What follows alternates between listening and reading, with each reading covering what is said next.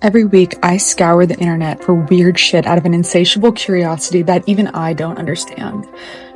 These are the things that I learned about this week, for better or for worse.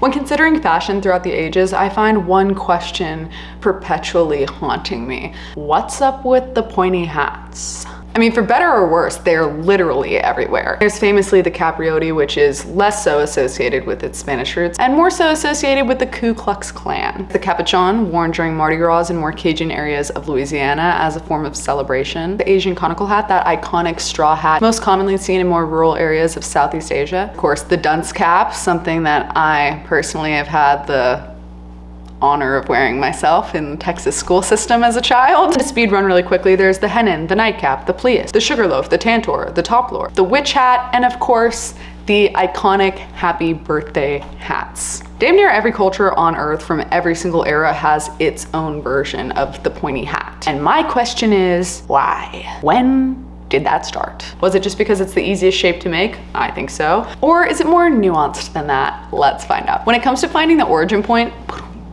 it's actually pretty complex. For example, in the Iron Age of Europe, back in 800 BCE, people were wearing woven pointed hats. But also, if you go look at depictions of mummies, you can see a lot of mummies wearing pointed hats as well. Then there's Hindu temples where there's also people wearing pointed hats. In the 13th century, Kumas wore Scythian style pointed hats, and they actually went to battle in those pointed hats. It was sort of like their thing. Japanese Heian period, people also wore pointed hats to indicate rank. In medieval times in Europe, they actually required Jewish men to wear what was called a Jewish hat, which was a pointed hat to indicate visually that these men were Jewish. This headgear was actually required by Christian authorities. So we basically know that these hats have been around for a really long time, but when we look at the modern versions that we still wear today, it's actually really hard to find out which one of these ancient pointed hats may have influenced, if any, their modern counterparts, like the birthday hat, for example. Why do we wear these birthday hats? When did that start? The answer is actually so much more complex than you would think. Now, I'm not saying that I have beef with the birthday hats. I love me a traditional birthday hat. It's just a matter of why are we wearing that? Like, what is the rationale behind it? I know that it's celebratory. I know it's to relax social norms, but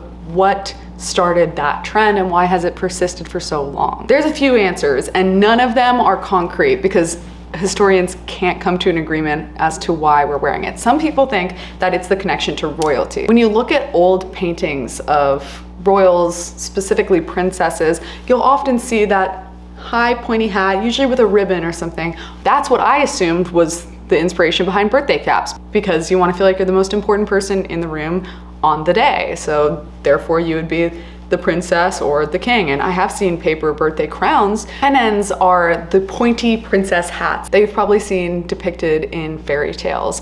Pennons became really popular around 1430, and there's not like a direct reason why they became super popular across Europe, but this was also the same time where having a bigger forehead, a five head you could say, was super fashionable and people were plucking their hairlines, which was a super short-lived trend, by the way. It wrapped up by the 15th century's beginning. Not all pennons were pointed, though the pointed version was the most popular style, and they could range from 11 inches to 2 feet. A lot of historians have tried to figure out exactly how people were fixing them to their heads, and there isn't just one answer for that either. Some people used pins, some people used bows and ribbons to attach them. They're super fanciful, and I love seeing a princess depicted with that pointed. So I just assumed that's probably what it is, but that's not necessarily true, because then other people were saying that it's a reference to the dunce cap. It's supposed to be ironic that you're the man of the hour and people are poking fun at you, sort of like what they do with a roast. That gets a lot more confusing when you realize the rationale behind the dunce cap. It was made in that shape because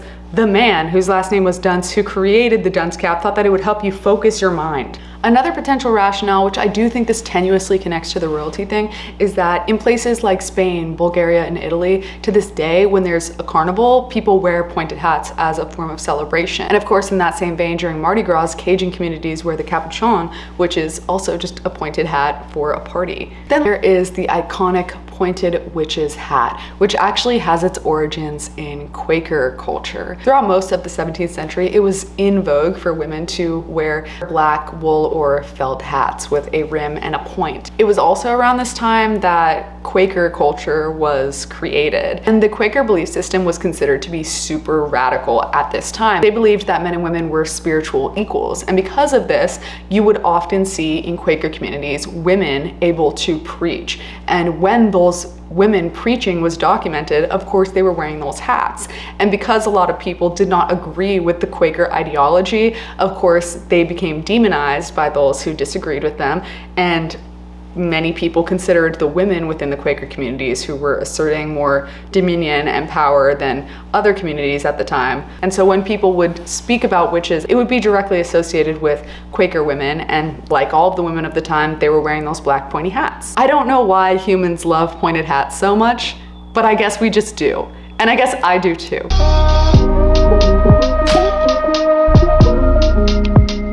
Fucking frog magnets. How do they work? But actually though, you can pick up frogs with magnets and it's kind of blowing my mind. Frog magnet off of Amazon. All you do is just reach down there and just picks them right up like that. Ain't that neat? I'm not really sure how it works, but just like magic. TLDR, that dude got that frog to stick to that stick because that stick has a stronger magnetic field than that frog's biological tissue. So any magnetic field that's stronger than that frog's biological tissue can be used to cancel out that frog's own magnetic field. And because of that, it just gets sucked to that stick because that stick's got a stronger magnetic pull than that frog has to the earth. Fucking crazy. Basically, a strong enough magnet can repel the magnetic field of a frog's atoms, which is fucking insane. So it's gotta be 1,000 to 10,000 times stronger than the kind of magnet you would stick on your fridge, which is also, fun fact, 10 times stronger than an MRI machine. I got an MRI this morning, so that's especially fresh in my mind. That's insane to me. You can also levitate other stuff by using this exact same method. So far, we've mainly just done it with small things. So like scientists have levitated grasshoppers, they've done some fish, they've done plants, and now famously they have done frogs. And you can actually buy the frog magnet, which is like really crazy to me. And NASA is super interested in this whole frog thing because it's obviously got huge implications within the scientific community, and it could be used to study the effects of microgravity on objects, which is exactly what we need to know if we're going to be spending a lot of time in space.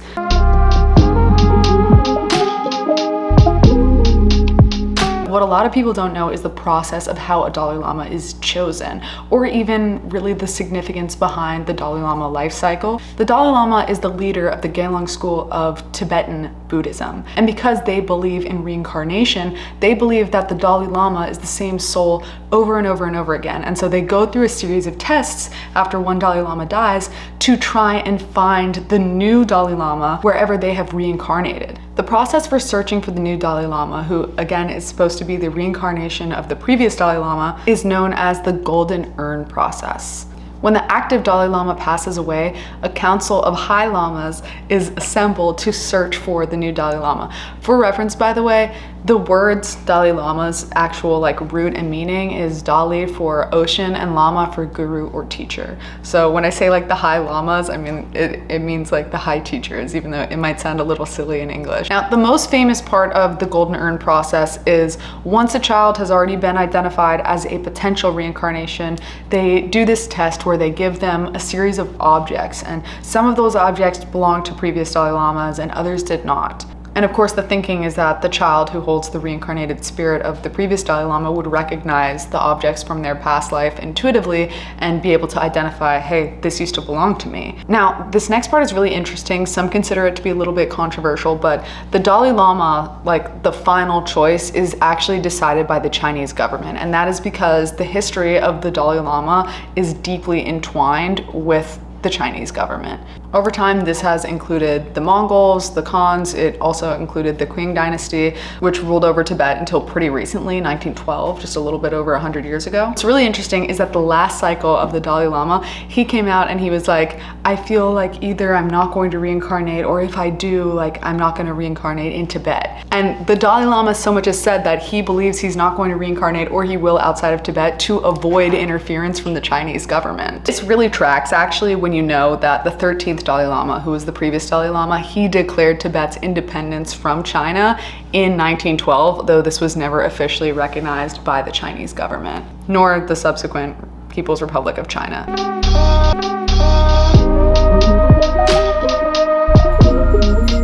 Is your newborn baby a classist piece of shit?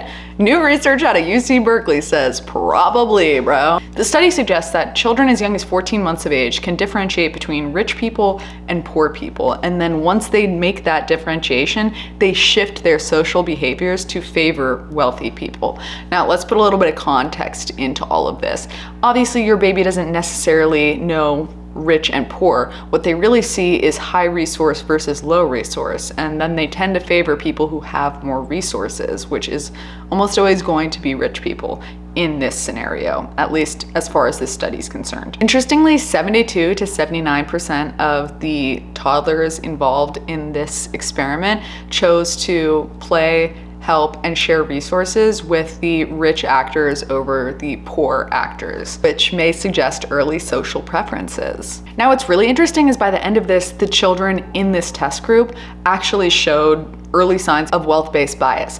What they did is they assigned more negative words to the poor actors and more positive words to the rich actors. What's really interesting is babies 1 year old or younger showed absolutely no preference between the wealthy actor and the poor actor, which shows that these preferences are not yet present. Additionally, once these wealth-based biases do develop, they're pretty strong. And interestingly, it's not necessarily that the babies really like the wealthy actor, it's more so that they dislike the air quote poor actor, which is a little bit more disturbing to me. They were able to observe this when the children in the test group were either avoidant or just very overtly expressing their dislike towards the poor actor. The doctor who was conducting these studies has a quote that I would like to include in this because I think that it's super poignant and important.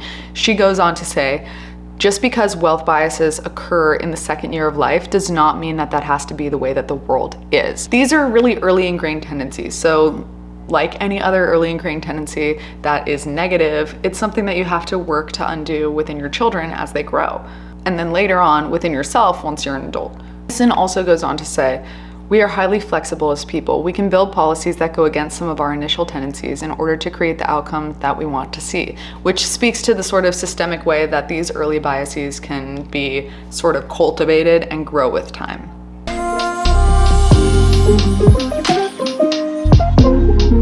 We talk a lot about trend cycles on here, but it's important to me that you know that trend cycles are not just unique to human beings.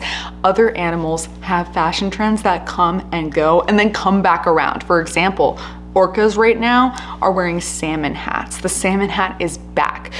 The salmon hat is back? When was it here before? A female orca started wearing a dead salmon on her head, and people at first were like, oh, that orca's got a salmon on her head. And then as time went on, they were like, oh, that's an intentional dead salmon. That is not an accidental dead salmon hat. That is a dead salmon hat with thought behind it. Even more exciting than that, it triggered a fad where then a bunch of other female orcas were like, wait, I'm sorry, this is so embarrassing. I didn't know that we were supposed to be wearing dead salmons. Oh my God. I have to go get a dead salmon before I embarrass myself in front of the pod. And then they all started wearing them, and this trend lasted for like over a month. It lasted up to like a month and a half, like 6 weeks. It literally rocked the Pacific Northwest fashion scene. It rocked it, at least like the oceanic fashion scene. Then we jump to the early 2000s. Whoa, is that a fucking dead salmon hat on an orca again? Yeah, it is. They brought that shit back, wore it again for a couple weeks. The girls were quaking, the girls were shaking, the girls were I don't think that's like a good orca noise, but you get the point. Blowholes were fucking bursting. And then October 2024, Point No Point. That's a real location name. Could be a better name, but whatever. Point No Point. People observed. What is that? Is that an orca with a dead salmon hat? Yeah, it is, babe. We are so fucking back. We are so fucking back. Jim Pasola from the Orca Network community group on Facebook, I would like to thank you personally because you may not even know. You are documenting fashion history. And for that, I salute you. You are not just a nature photographer, but a fashion nature photographer. A niche within a niche.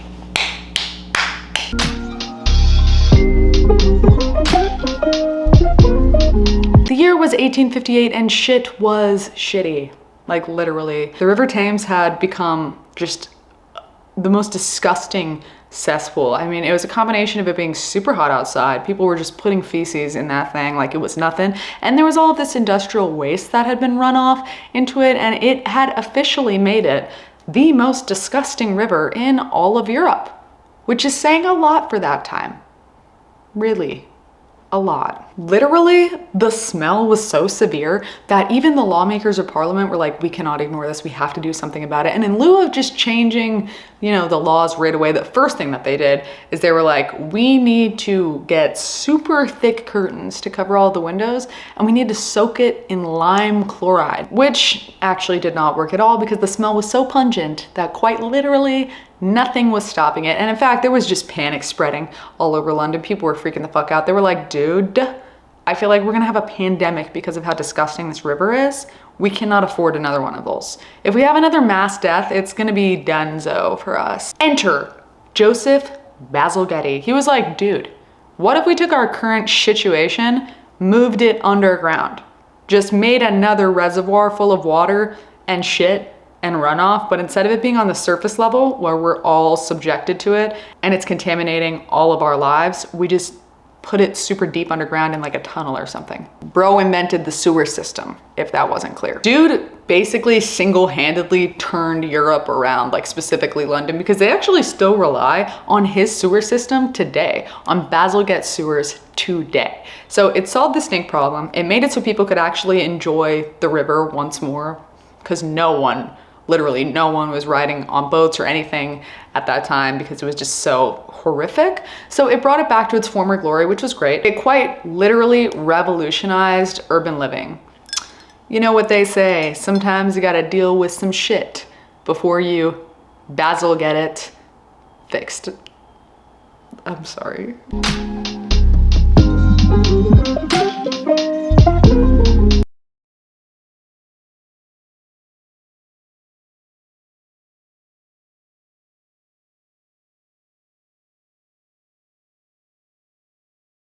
Today I was cursed with viewing that video, and instead of doing the normal thing, which would be to claw my eyes out, smash my phone, and rip up all the Ethernet cords from the floor of the sea, I made a much dumber, more questionable choice, which was to Google how big are elephant peens actually? Because that just didn't seem proportionally right to me. And you know what? Vindication, because it's not. I looked it up. It said that they can be 3 to 6 feet long. And more than that, they use them to grab things. They can scratch their stomachs with it like a third arm. They actually can use it as a quite literal kickstand, as an additional leg, because it's long enough to reach down a lot of the time so they can get added support. They use it to hold stuff, just to hold stuff. You know, your hands are full, you gotta hold something. Your trunk's full, use your dick.